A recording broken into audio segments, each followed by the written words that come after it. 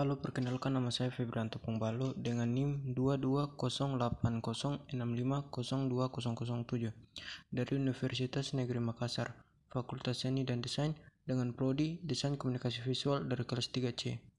Oke, kali ini saya akan membahas tentang pertemuan ke-6, metode gagasan atau ideasi, identifikasi, mapping, alternatif solusi. Tujuan umum dari mempelajari metode gagasan atau ideasi, identifikasi, mapping, alternatif solusi adalah untuk membantu seseorang atau tim dalam memperoleh ide-ide dan gagasan yang kreatif dan efektif untuk mengatasi masalah atau tantangan yang dihadapi. Metode ini memberikan pendekatan struktural dan terorganisir dalam mengembangkan gagasan dan solusi alternatif dengan melalui 3 tahap, yaitu: pertama, identifikasi, mengidentifikasi masalah atau tantangan yang perlu diatasi dan memahami secara mendalam tentang masalah tersebut.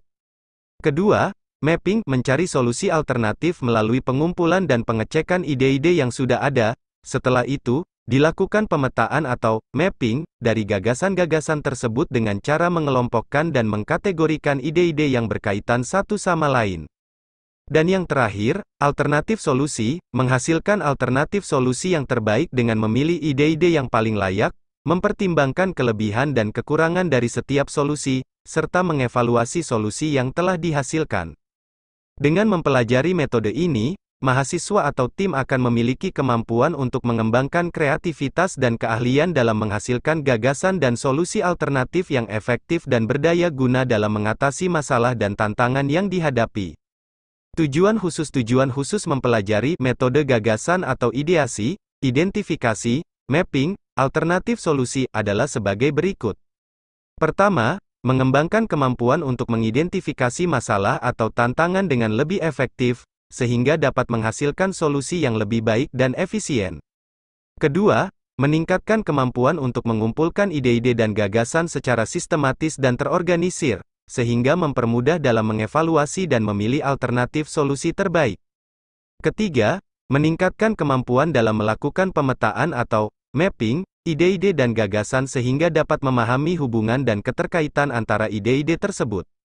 Keempat, meningkatkan kemampuan untuk menghasilkan alternatif solusi yang efektif dan berdaya guna, dengan mempertimbangkan kelebihan dan kekurangan dari setiap solusi.